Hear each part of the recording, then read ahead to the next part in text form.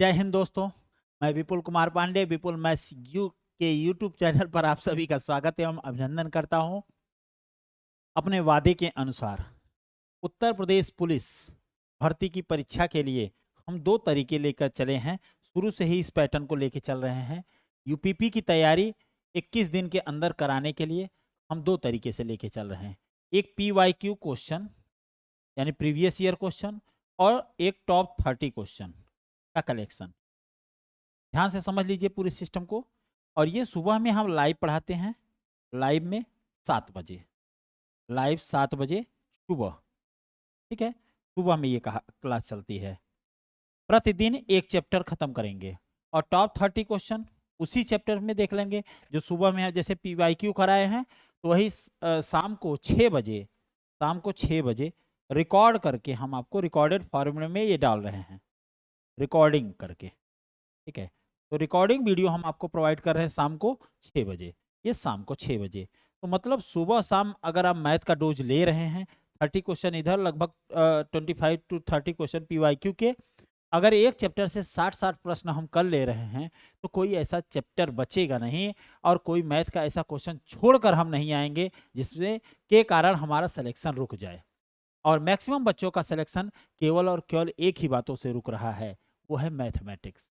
तो मैथ्स के कारण मेरे रहते आपका मैथ छूट जाए, ऐसा मैं होने नहीं दूंगा और ऐसा आप होने भी नहीं देंगे। इसके लिए आप हमारे साथ लगातार बने रहेंगे। तो ये आज हमारा चैप्टर है, टॉपिक है लस और मस, यानी LCM और SCF टॉप 30 क्वेश्चन सीरीज का। ये आज दूसरा वीडियो है जो कि आपको शाम को 6 बजे से दिखाई देने लगेगा। ठीक है, सब कुछ प्रॉपर वे में दिखाई सुनाई दे रहा है ना, ऐसा कोई दिक्कत तो नहीं है ना। हाँ, थोड़ा सा लाइटिंग ज़्यादा है इसलिए हम चाहते हैं कि थोड़ा सा लाइटिंग कम कर दिया जाए और परफेक्ट तरीके से चीज़ों को देखा जाए। ओके, तो हम इसी पे बात कर रहे हैं। सबसे पहले हम लोग दोनों बातों को समझ लेते हैं थोड़ी देर के लिए। LCM लोएस्ट कॉमन मल्टीपल, ठीक है, और इसको हम लस बोलते हैं, लस प भी बोलते हैं, लस लघुत्तम समापवर्त। तो इसकी परिभाषा ही आप समझ जाइए, सारी कहानी परिभाषा में है और परिभाषा ही आपको सब कुछ बता देगी कि वह बड़ी से बड़ी संख्या नहीं, लस है लघुत्तम है, वह छोटी से छोटी संख्या, छोटी से छोटी संख्या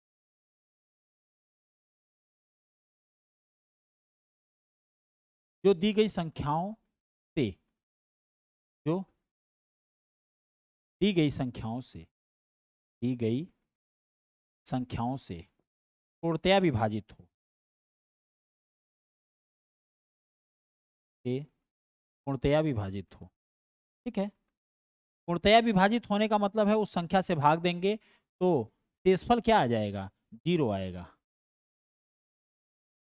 इस चीज को आप कैसे समझेंगे, एक एग्जाम्पल के थ्रू हम लोग समझेंगे भाई अच्छे से। एग्जाम्पल में जैसे हम ले लेते हैं 4, 6 और 8 का LCM आपको निकालना है। 3 संख्याएं हैं, LCM ऑफ 4, 6 एंड 8। तो कई तरीके हैं, बच्चे गुणनखंड करके करते हैं, हम नेता मेथड से करते हैं। किसी छोटे वाले को ही टेबल पढ़ना शुरू कर देते हैं, यानी वो संख्या छोटी से छोटी हो और इन तीनों से पूर्णतया विभाजित हो। तो 4 का पहाड़ा पढ़िए, 4 दूनी 8। अब जब इनका खुद नेता 8 मिल गया तो अब 8 को और 6 को साथ में लेके चलेंगे, 4 को भूल जाएंगे। हमेशा यही होता है, जनता को भुला दिया जाता है और उनके नेता ही सदन में पहुंचकर उनका नेतृत्व करते हैं। उसी तरीके से LCM भी क्या करेगा, 6 और 8 अब नेतृत्व करेगा, 4 को छोड़ देंगे। तो 6 का पहाड़ा पढ़िए और 8 के पहाड़े में आए, 6 दूनी 12 नहीं आया, 8 से नहीं कट रहा है, 6 त्रिक 18 8 से नहीं कट रहा है, 6 चौक 24 जो होगा, 8 त्रिक 24 हो जाए। अब देखिए 24 से छोटी ऐसी कोई संख्या नहीं मिलेगी जो तीनों से पूर्णतया विभाजित हो। अर्थात यहाँ आपको विभाज्यता का नियम आना चाहिए, जो कि संख्या पद्धति में आप अच्छे से पढ़ चुके हैं, ऐसा मैं मानता हूँ, ऐसा मैं मानता हूँ। ठीक है, दूसरी बात, अब आते हैं हम SCF पे। SCF पे आते हैं भाई। SCF क्या होता है, highest common factor, highest common factor, यानी इसको हम मस भी कहते हैं, महत्तम समापवर्त, मस। और इसकी परिभाषा क्या है, जरा इसको भी ध्यान दे दिया जाए। परिभाषा कहते हैं वह बड़ी से बड़ी संख्या। अब वहाँ छोटी से छोटी संख्या थी, यहाँ बड़ी से बड़ी। वह बड़ी से बड़ी संख्या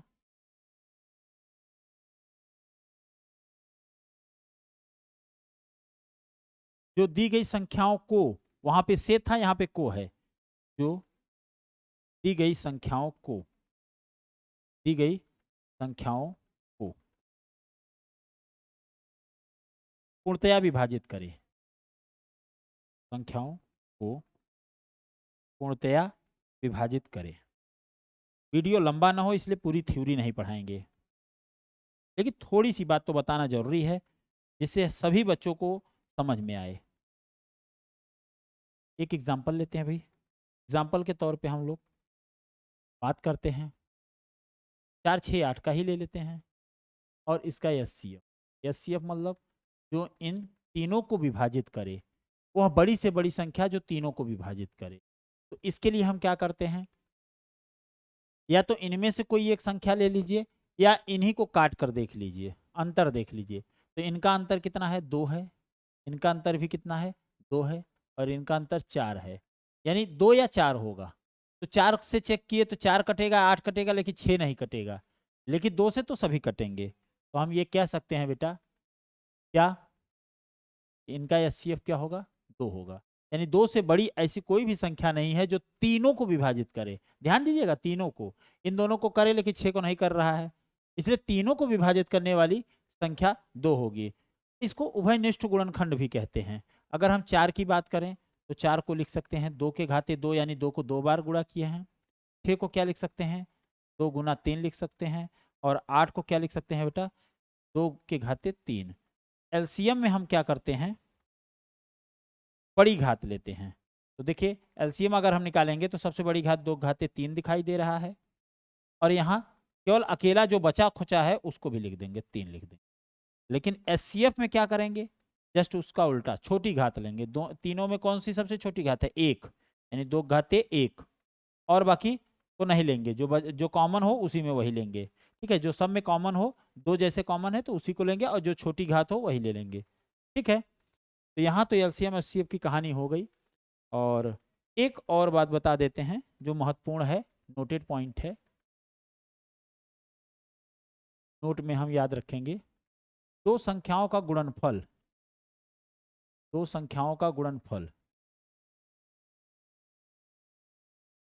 दो संख्याओं का गुणनफल किसके बराबर होगा, उनके एलसीएम और एचसीएफ के गुणनफल के बराबर। यानी एलसीएम गुना एचसीएफ, एलसीएम और एचसीएफ के गुणनफल के बराबर होगा। दो संख्याओं का गुणनफल की अगर बात कर रहे हैं तो वो किसके बराबर होगा, उनके एलसीएम और एचसीएफ के बराबर होगा।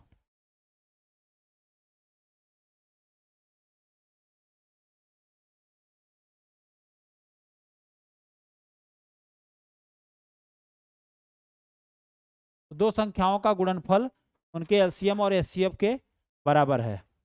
ये लाइन हम याद रखेंगे, हमेशा से ये लाइन याद रखेंगे भाई, क्या कि दो संख्याओं का एलसीएम और एचसीएफ बराबर होगा। इसका हम यूज करेंगे अभी सवाल में, अभी देखते हैं।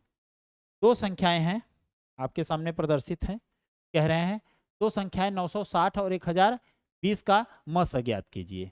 तो देखिए मस ज्ञात करने के लिए दो तरीके हैं हमारे पास। पहला तरीका देखिए आप, सबसे सिंपल तरीका, बेसिक जिसको बोलते हैं, बेसिक मेथड है, बेसिक सा तरीका है कि 960 और 1020 में कौन छोटा है, 960 छोटा है। इसी से हम भाग देना शुरू करेंगे। इससे भाग देंगे 960 से, एक बार में ले जाइए तो 960 लिखेंगे, 40 इधर 20 उधर, 60 आ जाएगा। अब जो शेषफल आए उससे पिछले वाले भाजक में भाग देंगे, यानी 960 में फिर से भाग देंगे। तो एक बार ले जाइए 60, 36 आ जाएगा, 0 उतारिए, 6 बार ले जाइए, पूरा का पूरा कट गया। अगर पूरा का पूरा कट गया तो जो अंतिम भाजक होता है, अंतिम भाजक होता है वही क्या होता है, मस होता है। अंतिम भाजक ही क्या है, मस है, मस। आपका ऑप्शन 60 आ जाएगा। लेकिन क्या इसी क्वेश्चन को अगर हम दूसरे तरीके से करना चाहें तो कैसे करेंगे, आइए देखते हैं। इस क्वेश्चन को अगर हम दूसरे तरीके से करना चाहें तो कैसे करेंगे, बाई ऑप्शन, ऑप्शन की हेल्प से कैसे करेंगे। अगर ऑप्शन से करेंगे तो कैसे करेंगे, ध्यान से देखिए। अगर हम 960 की बात करें, 960 की बात कर लें, या 1020 की बात कर लें, 1020 की बात कर लें, सब में चारों में 0 0 दिखाई दे रहा है, ठीक है। तो हम चाहें तो इसको 0 को लिखें ही ना, यानी सबके 0 हटा दें, एक एक 0 कट गया, सबसे कट जाएंगे, तो यहाँ भी 0 हटा दीजिए। अब देखिए सबसे बड़ी संख्या ढूंढनी है, सबसे बड़ी संख्या ढूंढिए जो दोनों को काटे। तो 12 यहाँ बचा। अब 12 से हम क्या करेंगे, 96, 12 अट्ठे 96, हाँ 12 से देखिए यहाँ से 12 से टिक हुआ, 12 अट्ठे 96, लेकिन 102 नहीं कटा। तो 112 वाले को यानी 120 को हम, सॉरी 120 को हम क्या करेंगे, छोड़ देंगे। 120 को हम क्या करेंगे, छोड़ देंगे। अब 120 नहीं लेंगे क्योंकि 120 ऑप्शन सही नहीं होगा। क्यों क्यों नहीं सही होगा, 102 को वो नहीं काट रहा है। अब उसके बाद क्या लेंगे, 12 के बाद 8 लेंगे, 8 को लीजिए, 8 से तो 12 अट्ठे 96 हुआ, तो ये 8 से भी कटा, 8 12वें 96 हो गया। लेकिन 8 से ये कट रहा है, 8 एक कम 8, 2 बचा, ये भी नहीं कट रहा है। अब 6 से चेक करिए, ये मतलब यहाँ 60 से चेक कर रहे हैं, तो 6 से चेक करिए, 6 से ये कट रहा है 96, तो छक्का 96, और 6 एक कम 6, 6 सत्ते 42, 17 बार में ये कट रहा है। तो यही ऑप्शन आपका सही हो जाएगा। 40 को तो हम चेक भी नहीं करेंगे भाई, वो तो छोटा है ना, तो हमको बड़े को चेक करना था। तो यहाँ से हम एक तरीका अप्लाई कर लिए कि हमको ऑप्शन से कैसे जाना है। ऑप्शन से बहुत आसान दिखता है आपको, ठीक है। तो ये तरीका आपको आशा करता हूँ समझ में आया होगा। अगले सवाल पे आते हैं। एक्स और वाई का लस 441 है, उनका मस 7 है। यदि एक्स 49 है तो वाई का मान बताइए। देखिए अब काम आ गया ना, यहाँ पे जो आपको हम बताए थे कि लस और मसा का गुणनफल क्या होता है, उन संख्याओं का गुणनफल के बराबर, और उसी का काम यहाँ देखिए आ गया। यहाँ दो संख्याएं आपको दिखाई दे रही हैं, एक्स और वाई, ठीक है। तो एक्स और वाई बराबर क्या हो जाएगा, उनका लस 441 है और गुना मस 7 है, मस 7 है। अब यक्स की जगह पे हमको 49 रखना है, इतना 49, यानी 49 रखेंगे तो वाई आएगा, और यहाँ पे 441 गुना 7 होगा। अब अगर हम ध्यान से देखें तो 7 से कट रहा है, 7 से 7 सत्ते 49, और यहाँ 7 से काटेंगे तो 7 छंग 42 और 2 7 त्रिक 21, यानी वाई बराबर 63 आ गया। दूसरी संख्या हमारी क्या हो जाएगी, 63 हो जाएगी, 63 हो जाएगी, 63 यानी 63। अगले पे आते हैं। एक त्रिभुजाकार मैदान की भुजाएं 62, 186 और 279 है। उस टेप की अधिकतम लंबाई ज्ञात कीजिए जो इनमें से प्रत्येक को बिना टुकड़े किए माप सके। यानी 62 को भी नाप ले, 62 को भी नाप ले भाई, और 186 को भी नाप ले, और 279 को भी नाप ले। ऐसा कौन होगा, बड़ी से बड़ी, वो होगा एचसीएफ, इनका एचसीएफ। अब देखिए एचसीएफ कभी भी इसमें दी गई सबसे छोटी संख्या से बड़ी नहीं हो सकती, तो पक्का है 93 तो नहीं होगा, क्लियर है। 30 भी नहीं होगा, 30 इसलिए नहीं कि 62 को 30 विभाजित नहीं कर रहा है। 62 चेक करते हैं, हो सकता है मे बी, अगर ये है तो 62 गुना 1 है, और ये 62 गुना 3 है, हाँ 62 गुना 3 है, लेकिन ये 62 के गुणज में नहीं आ रहा है, 62 के गुणज में ये नहीं आएगा, क्योंकि 2 के पहाड़ा में कभी भी 9 नहीं आता, इकाई पे 9 नहीं आता, तो पक्का है 62 भी नहीं होगा। तो इसका मतलब है पक्का है 31 होगा, 31 ही इसका मस होगा। अब आप भाग देकर चेक कर सकते हैं, 31 से अगर आप भाग देना चाहें तो दे सकते हैं। ये 2 गुना 31 है, ये 6 गुना 31 है, और ये 9 गुना 31 है। अब देखिए सब में 31 है कि नहीं, तो उसका मसा क्या हो जाएगा, 31, यानी 31 ही इसका सही जवाब होगा। जरूरी नहीं है बेटा कि सभी सवाल को हम पूरा का पूरा हल करें, हमको आंसर से भी काम हो जाना है तो हम आंसर लेके आगे प्रोसीड करेंगे। अगले सवाल पे आए। वह सबसे बड़ा धनात्मक पूर्णांक कौन सा है जो 554, 714 और 213 को विभाजित करने पर शेषफल इतना प्रदान करता है? तो आप एक काम करिए, 554 लिखिए और उसमें से 43 घटा दीजिए, पहला वाला। दूसरा लिखिए 714 और उसमें 57 घटा दीजिए। तीसरे वाले में कैसे करेंगे, 213 लिखिए और उसमें से 67 घटा दीजिए। क्या, 67 घटा दीजिए। 4 में से 3 गए 1, 5 में से 4 गए 1 और 5, 511। ऐसे ही 4 में से 7 गए, 14 में से 7 गए 7, 10 बचेगा, 10 में से 5 गए 5 और यहाँ 6, 657। 13 में से 7 गए 6 और यहाँ 10 में से 6 गए 4, 1, 146, 657 और 511। और कह रहे हैं सबसे बड़ा धनात्मक पूर्णांक कौन सा है जिससे, जिससे मतलब इन सब से भाग देने पर, तो इनका एचसीएफ निकालेंगे। बड़ा से बड़ा का मतलब है यहाँ पे एचसीएफ निकालेंगे, यानी मस। अब देखिए मस जो होगा वो 146 से छोटा तो नहीं हो सकता, क्यों, सॉरी 146 से बड़ा नहीं हो सकता, तो बड़ा तो नहीं है कोई ऑप्शन में, ठीक है। 146 को 95 तो काटता नहीं, 146 सबसे छोटे को ही चेक कर रहे हैं, जब छोटे को काट देगा तब आगे को देखेंगे, पहले छोटे को देख लेते हैं। 95 तो काटेगा नहीं, और ये 71 भी नहीं काटेगा और 83 भी नहीं काटेगा, तो पक्का है 73 काटेगा। इसका ऑप्शन नंबर डी होगा। इसका एचसीएफ कितना आएगा, 73। कितना होगा, 73 होगा। तो देखिए कितने आसान तरीके से हम कर लिए हैं, लेकिन अगर आप लंबे तरीके से जाना चाहेंगे तो बहुत बड़ा हो जाएगा, ठीक है, तो उसको करने की जरूरत नहीं है। हमें विभाज्यता का नियम अच्छे से काम करना है बस। 5 अंकों की वह बड़ी से बड़ी संख्या कौन सी होगी जो 13, 15, 18 और 21 से पूर्णतया विभाजित हो? देखिए 13 से विभाजित है, 15 से तभी विभाजित होगी जब 3 और 5 से होगी, 18 से तभी होगी जब 2 और 9 से होगी, 21 से तभी होगी जब 3 और 7 से होगी। अच्छा, तभी तो ये सहभाज्य संख्याओं का गेम खेल लेते हैं। अच्छा, 2 से विभाजित तभी होगी, चलिए आइए 2 से विभाज्यता देख लेते हैं कि जिसके इकाई के अंक पे 0, 2, 4, 6, 8 हो, सब में इकाई के अंक पे 0 है, इसका मतलब 2 से सब विभाज्य हैं, कोई दिक्कत नहीं। अब अगर 9 से हम विभाज्यता चेक कर लेते हैं तो पक्का है 3 से भी होगा। अच्छा 5 से भी है, क्योंकि इकाई के स्थान पे 0 है तो 5 से भी है। तो 9 से विभाज्यता चेक कर लेते हैं, 9 से, तो 9 से 9, 9 कट गया, 1 और 2, ये 9 से नहीं कटा, इसका मतलब ये ऑप्शन हो ही नहीं सकता।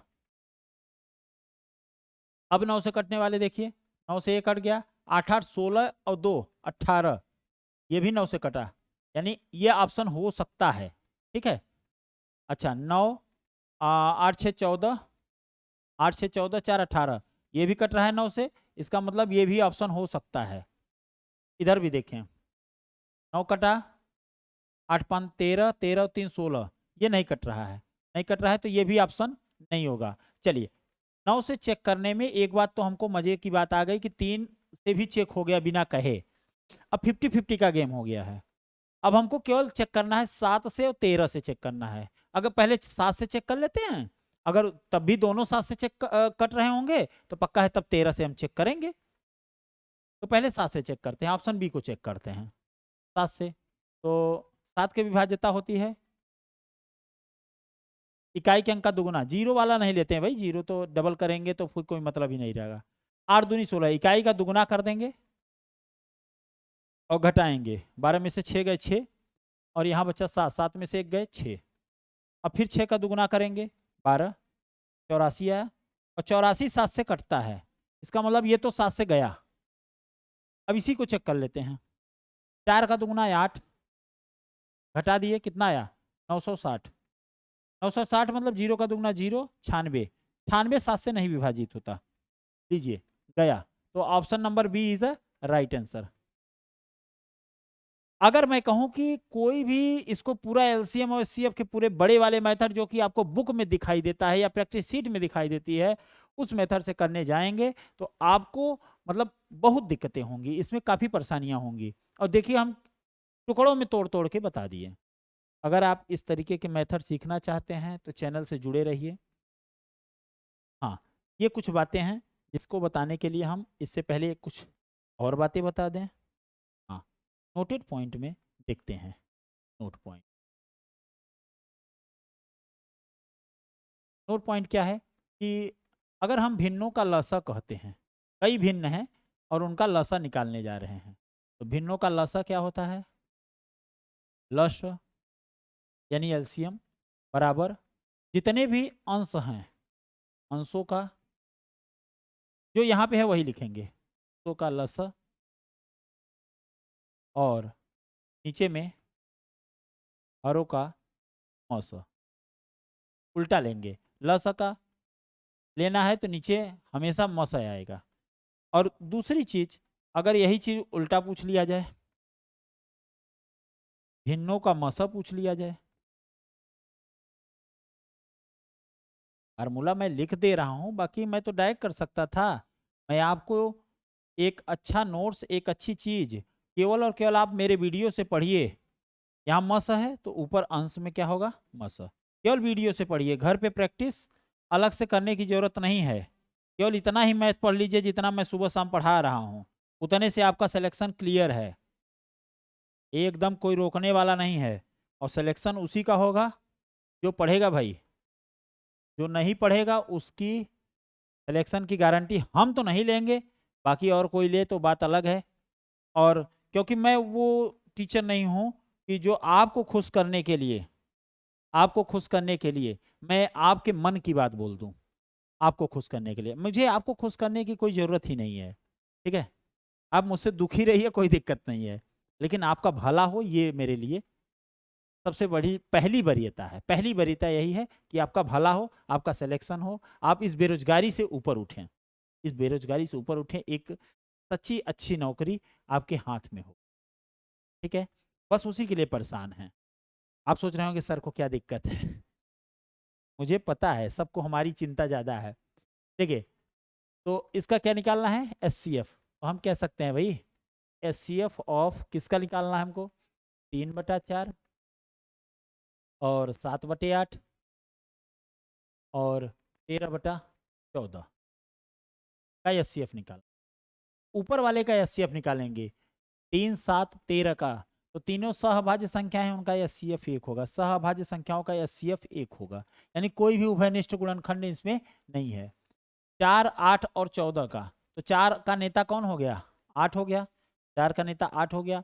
8 और 14 का देख लीजिए, तो 14 का पढ़ा पढ़िए। 14 दूना 28, 8 से नहीं कटा। 28 चौतिक 42, 8 से नहीं कटा। 14 चौका 56, 8 से कट गया, यानी 56 हो जाएगा। 1/56 ऑप्शन नंबर बी में दिखाई दे रहा है, आसानी से कर लेंगे।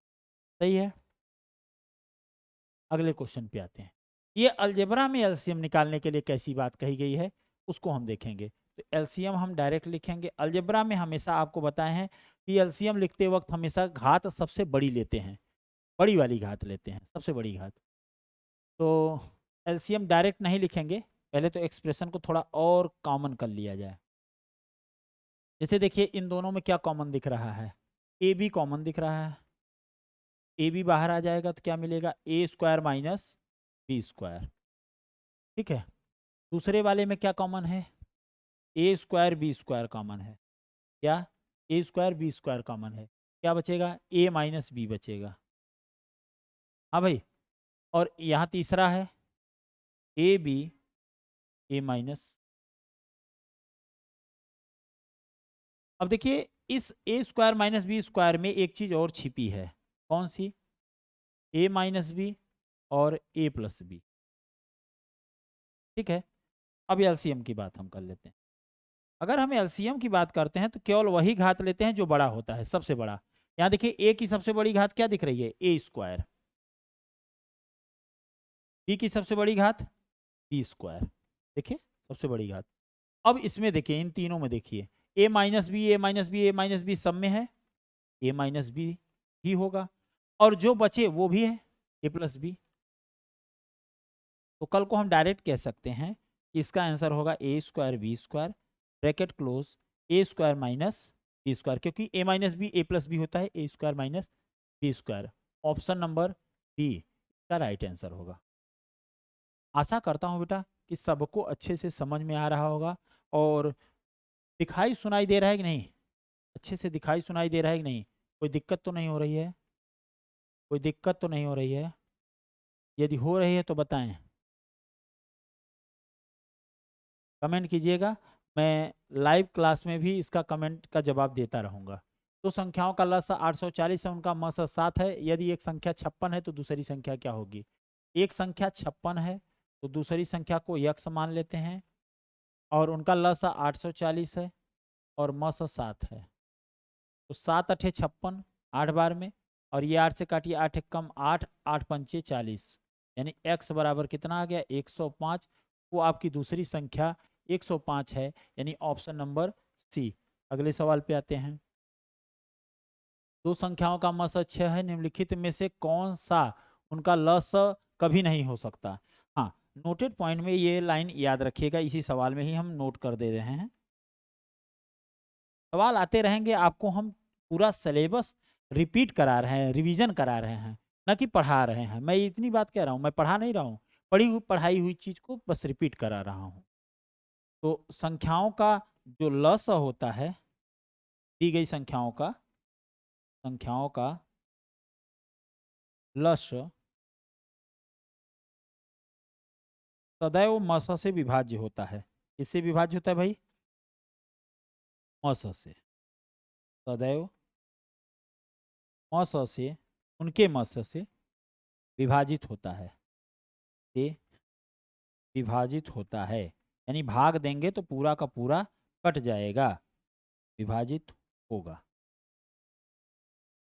अब देखिए, यही कॉन्सेप्ट हम यूज करके इस क्वेश्चन का सीधा जवाब देंगे। मसा कितना है भाई? 6 है। तो अब इसमें से ढूंढिए कि जो 6 से न कट रही हो, क्योंकि एलसीएम नहीं हो सकता, तो 6 से कटने वाली ये संख्या है, नहीं होगी। 6 से ये भी कटेगी, 6 से ये भी कटेगी। अब 6 से यही नहीं कटेगी, यानी इनका मसा 56 कभी नहीं हो सकता। क्या इस कॉन्सेप्ट का यूज करके हम डायरेक्ट देखिए काम कर लिए। 6 से विभाजित ये तीनों संख्याएं हैं, यही नहीं हो है, इसलिए ये संख्या नहीं। इनका लस कह रहे हैं, तो एलसीएम हमारा क्या आ जाएगा? एलसीएम बताए हैं अंशों का लस, यानी 2 6 5 का लस, 2 6 5 का लस, और हरों का मस, हरों का मस क्या है? 3 5 4। 3 5 आप न करिए, ज़्यादा 3 5 न करिए। चलिए, इसके आगे का पूरा पोर्शन वीडियो हम फिर से अपलोड करके आपको प्रोवाइड कर देंगे, ठीक है, दूसरे पार्ट में। धन्यवाद।